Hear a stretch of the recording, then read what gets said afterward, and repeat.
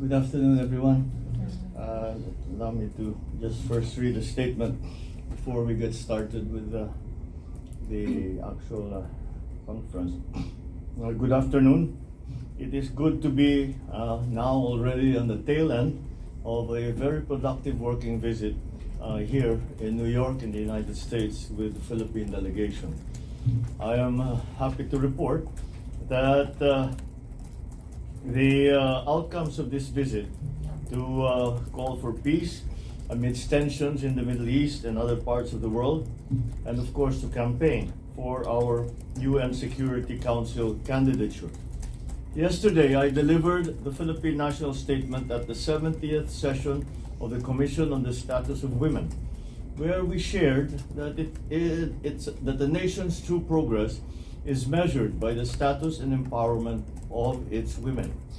I emphasized, amongst others, the importance of education, unity to confront violence against women in all forms, and ensuring that women are present wherever decisions are made, anywhere within government, within business, in science, in diplomacy, and in peace building.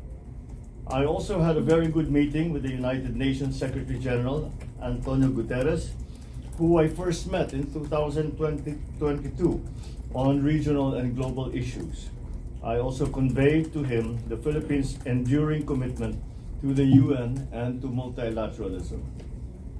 Earlier this morning, I addressed the 193 UN member states at the special session of the UN General Assembly, where I stressed the importance of the rule of law, multilateralism, and the peaceful settlement of disputes. I also spoke about the intertwined destiny of the Philippines and the United Nations, our shared values and principles, and the need to unite in addressing the humanitarian crises around the world.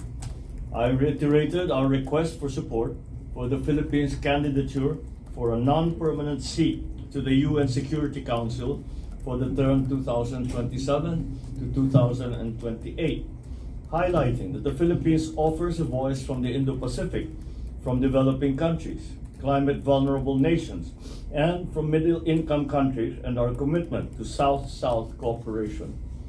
I also shared in this regard our priorities as ASEAN Chair. I was also able to meet, just now, high-level representatives of the other UN member states at the diplomatic reception. I hosted this to galvanize support for our Security Council candidature and to showcase once again that the Philippines has always been, since the very beginning of the United Nations in 1945, part of the solution to addressing global challenges and conflicts as a trusted and independent partner, pathfinder, and peacemaker.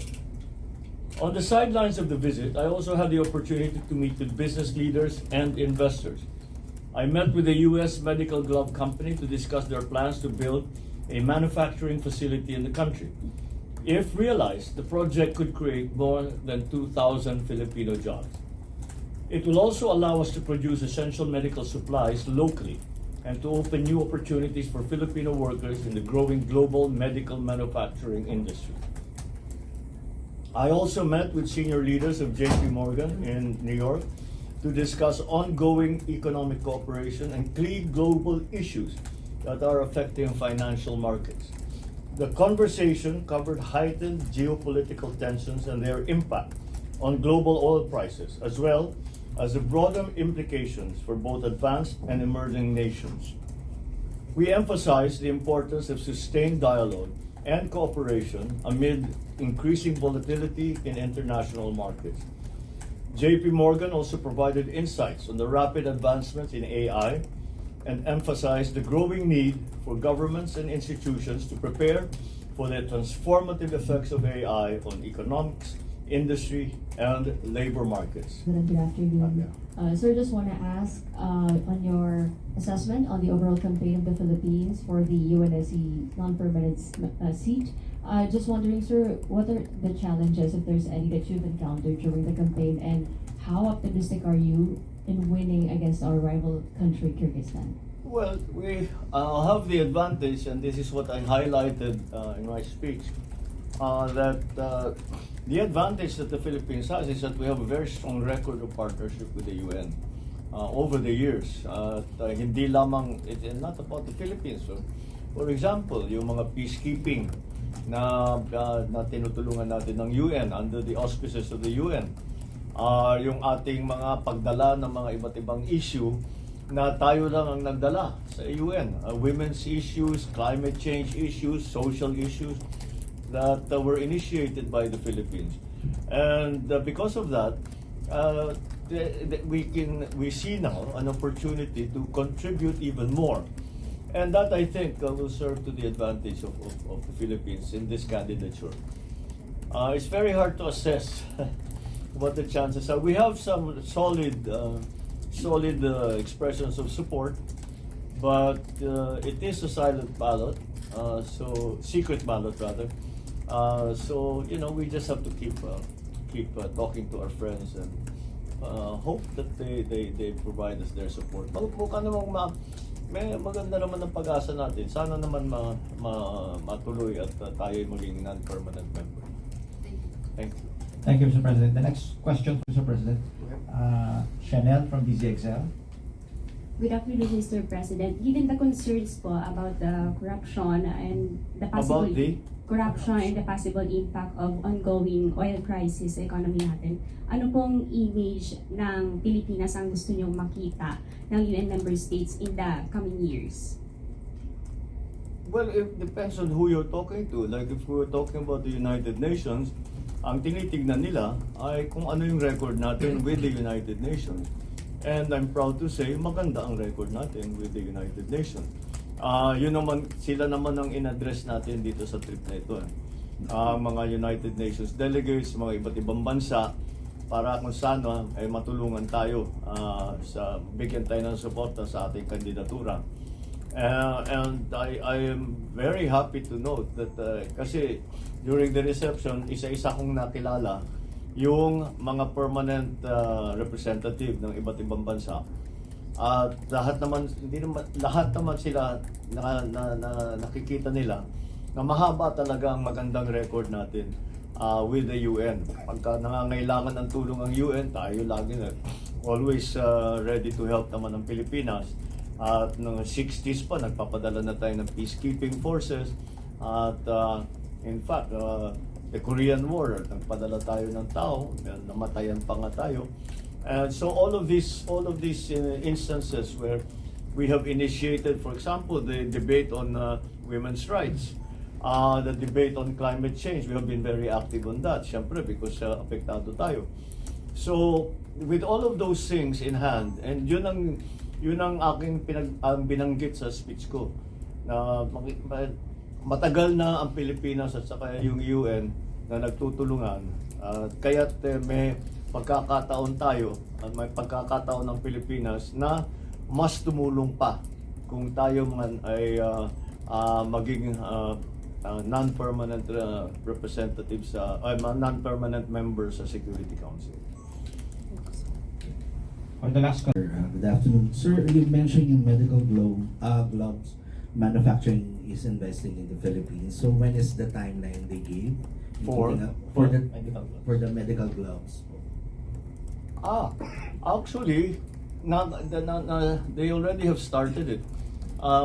They sent already representatives to the Philippines. Now they're already starting to build their first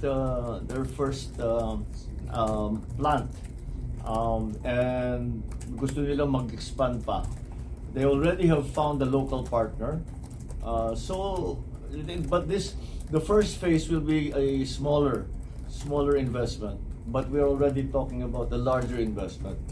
Now, this is going to be to our advantage dahil magkakaroon tayo ng supply hindi lamang para sa mga healthcare workers, pati sa military, pati sa lahat ng mga nangangailangan. At sana kung talagang maging maganda ang takbo nitong manufacturing na ito, makapag-export pa tayo. So they want to do it as quickly as possible, and it pinalaman sa atin na pagpatayo ng ganitong klaseng facility ay mabilis lang.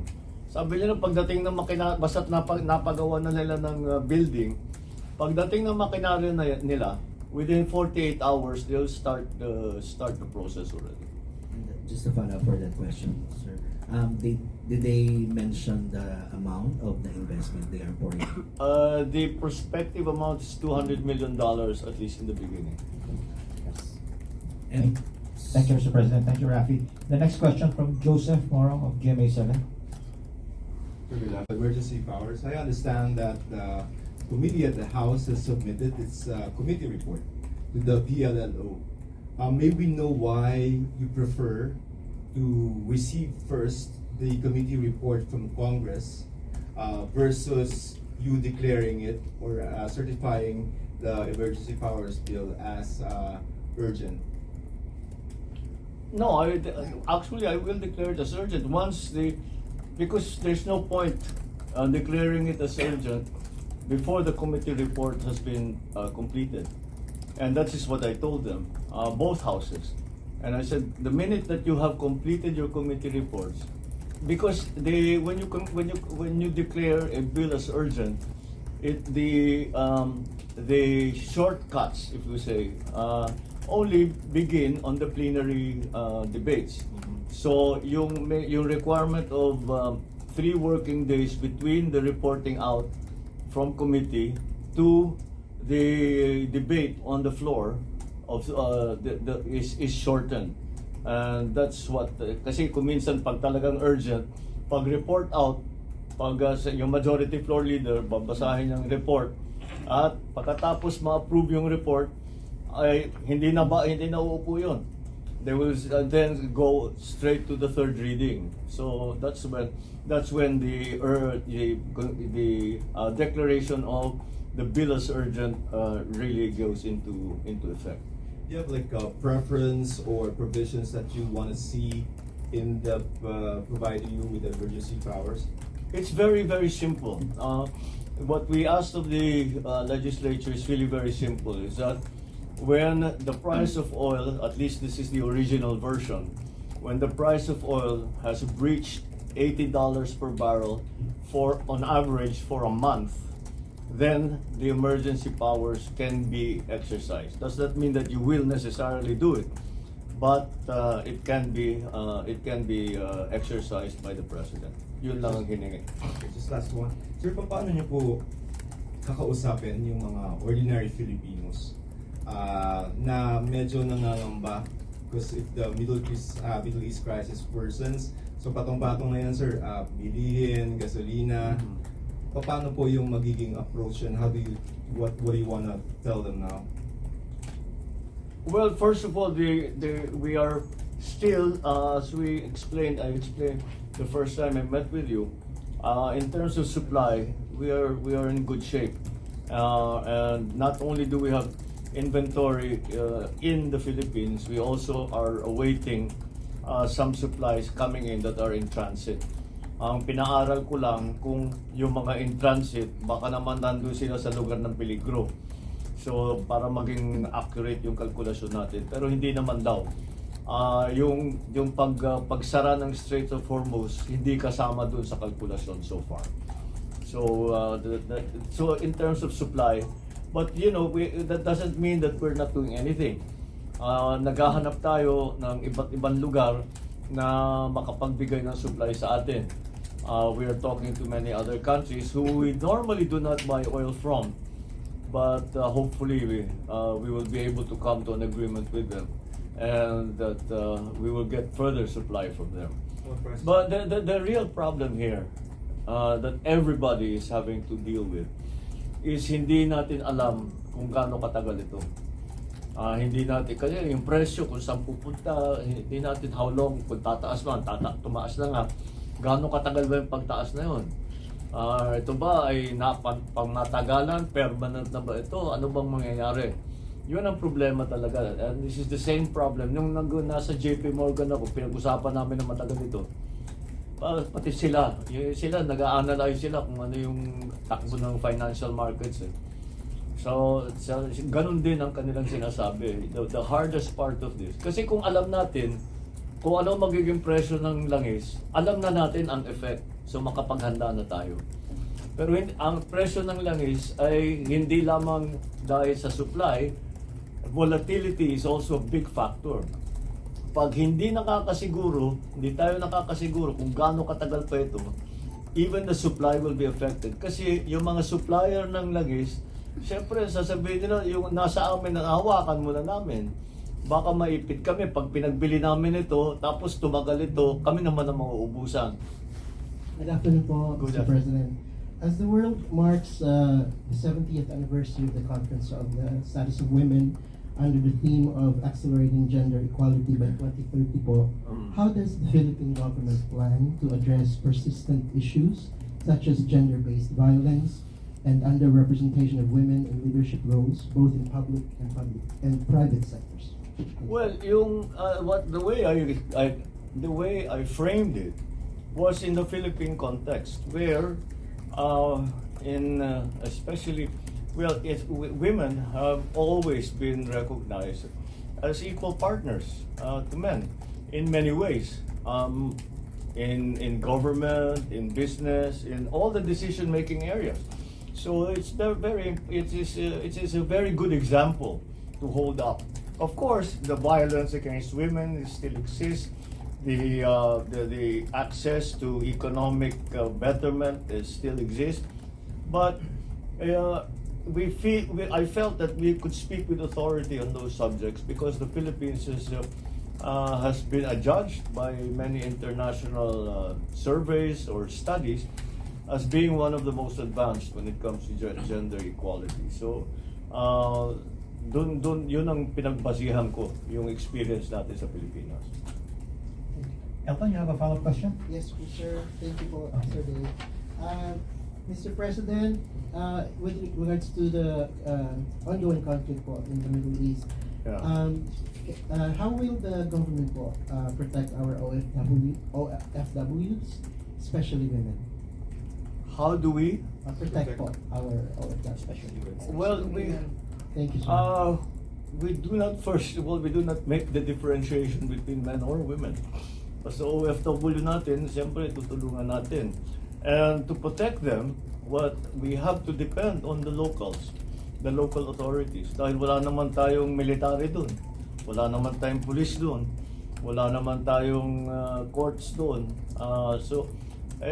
Ngunit dahil sa magandang performance ng ating mga OFW, talaga namang tinutulungan sila. They are being kept safe by the governments, the countries where they have been working. Ang maaari lang natin gawin ay uwi yung mga gusto nang umuwi. And for that, we have made many arrangements. We are arranging charter flights kasi medyo lumuwag na ang sitwasyon. Yung lumipad na Emirates coming out of Dubai, nakatatlong flight na yata tayo. Dubai-Manila yon, mga Dubai-Manila. So that's direct. And yun, naisakay natin yung mga ibang Pilipino. But now that the Emirates has decided that it is safe enough for them to fly, and it should be safe enough also for us to charter airplanes na para maisakay yung mga ibang Pilipino na nais umuwi. And there are 2 flights that we are planning. One is out of Riyadh para sa mga nasa Saudi, sa Qatar, Kuwait, and Bahrain. Yung isa naman out of Fujairah in the UAE to transport yung mga Dubai OFWs. We are hoping to bring DND and CAAP personnel. In fact, I know that Secretary Hans Kaktak is taking the flight to Dubai. Sabi ko sumakay siya para makapag-report siya na mabuti kung ano ba talaga ang sitwasyon doon. And we will be doing that. Ang nabuksan pa ay now a land border crossing from the UAE and from Israel. That will be arriving tomorrow respectively. So maisasakay din natin yan sa mga eroplano. So galing Israel, UAE, puro land border crossing. Oman, a group from UAE is arriving tonight. The Israel group of 16 tomorrow night naman. The target date of departure from Fujairah in the UAE is March 13. ETA Manila, gabi ng March 13 or early morning of the 14th. Thank you, sir. The next question, TV5. Hi, sir. Good afternoon. Sir, may we know what will happen to the Independent Commission on Infrastructure? Are they going to be abolished, or will you fill up the vacant positions? Well, right now, what the ICI is doing is that they are collating all of their findings because dadalhin nila, syempre they're also writing their final report. I think baka tapos na. But they essentially, the ICI itself has made a determination that much of their work has already been done. And the next part of this process is that they will send those the information, they will send it to DOJ and the Ombudsman, depending on which is the appropriate body. So nandun tayo ngayon. Now what will happen afterwards is let us see what else that they can do. But for now, their brief has already been fulfilled. Excuse me. And, sir, may we also have an update about former Congressman Zaldico? Why is it difficult for the government to bring him home? You cannot bring him home because that's just not the way it works. We have to ask the assistance of the country where he is in, which is presently Portugal.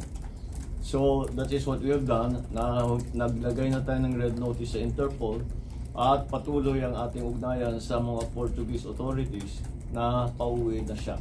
And that's the process that you do not send your own police to go and pick him up kasi wala naman jurisdiction ng police dun sa kung saan yung ibang bansa.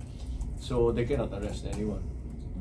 So it will have to be the assistance of the hosting country.